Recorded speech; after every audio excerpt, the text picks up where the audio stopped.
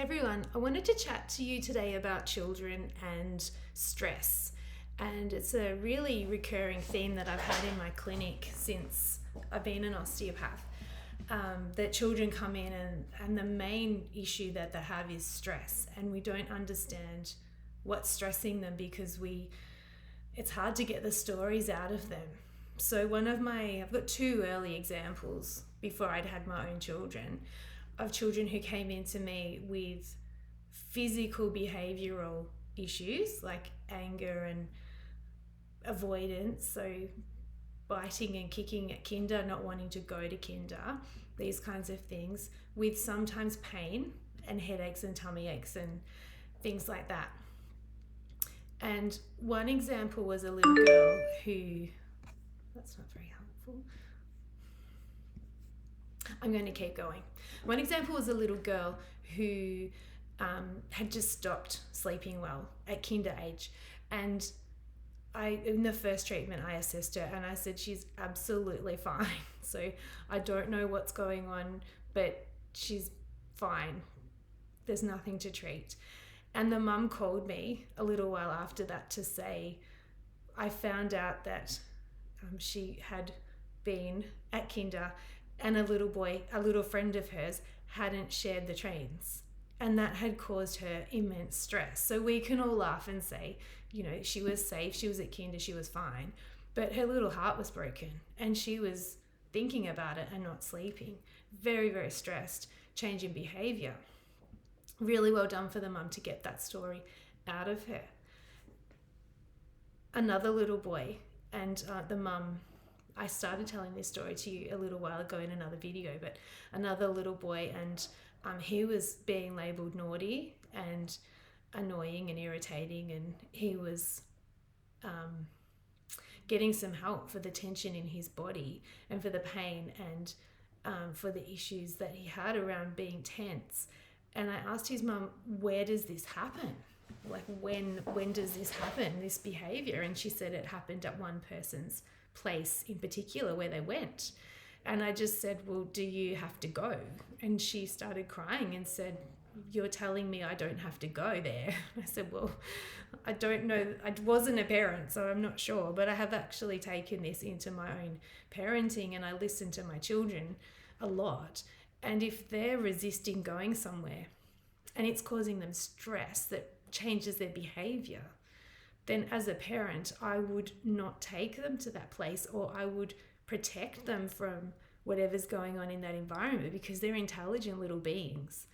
And we don't need children to grow up with stress. We don't need them to grow up hiding their stress and changing their behaviour and putting up with things that make them feel unsafe. And if they can communicate to you, whoever you are, if you're their friend, their parent, anybody, their teacher, then you're there to advocate. So I have one other story of a little boy more recently, again labelled a naughty boy and having trouble kinder. He should have gone to school, but COVID's gotten in the way, so he's not going to school yet. So he's also a little bit bored at kinder, but I was treating him and I could tell by him wriggling around and being difficult to treat that he wasn't feeling great. And I asked him if it was hurting, and he said, I have to tell you a story, Alyssa.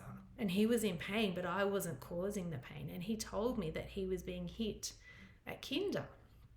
And I said, well, thank you for telling me. Have you told anybody else? And he hadn't told anybody else. So obviously the person who had brought him in for the treatment was really shocked and devastated that here's this little boy telling the osteopath the story about what's happening at kinder. And I just said, well, thank you for telling me. What would you like me to do? And he wanted me to call people and he wanted to get help. Well, I treated that little boy, but I also had that little boy stand up in my room, and I taught him to shout no, and I taught him to shout help, and I told him that calling out for help is very brave and that he should call for help and that no one should ever tell him not to. And he was so strong and brave when he left my room, and as he walked out, he poked out his tongue at me. So I poked out my tongue back because we're very good friends and we have a very lovely trust. What's my message, guys? Listen to children. Watch their behavior. Don't judge them. They are intelligent little beings. Now, when I have a child that is school age, generally, school is so scary for children, for many, many children. So they come in with a headache, or they come in with not sleeping, not eating, back pain, stomach pain, whatever they come in with. And I feel that they are stressed. They are breathing in a stressed way. They appear stressed. They are heightened. And so I start asking about stress. And I don't know when the stress started, but I want to find out. Was it right at the start of their lives? Was there stress around their conception? Was there stress through their pregnancy, birth stress, post-birth stress, any developmental stress, any stress at any place? I just want to find where this stress started. Now, as I always do, I do a lot with breath. So I want to find out where in their life they changed their breath. What was their first breath like? And what was every breath after that like?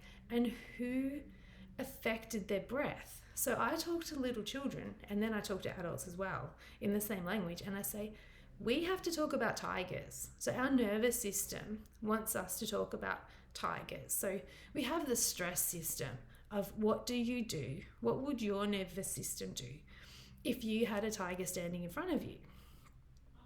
And we have, do I run? Do I fight? Do I hide? Do I socialize? What do I do with the tiger? Now, I want to tell you about another idea for survival, which is called the tend and befriend reflex. So if there's a tiger affecting the tribe, then the warriors go.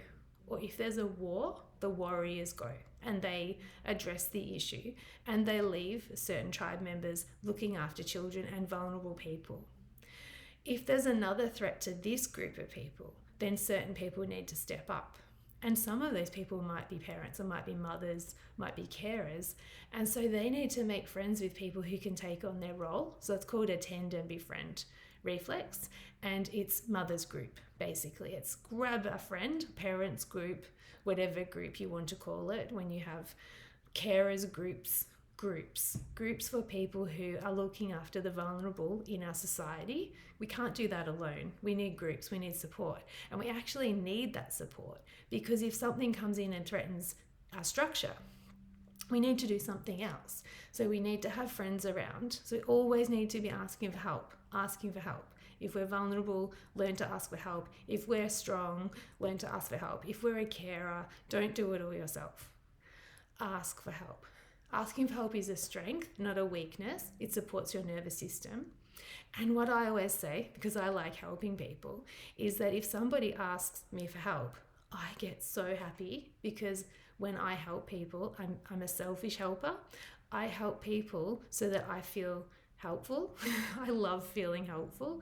So if I can help you, then I will get a beautiful hormonal response around feeling good about my role in life, my role in society. So I'm a helper. I love helping. It gives us both a beautiful response. There's a TED talk that talks about it. It's one of my favorites. I'm going to say Kelly McGonigal. I think that's her name. I hope I haven't got it wrong. Let stress be your friend. Look that up. I'll put it in the notes on this video.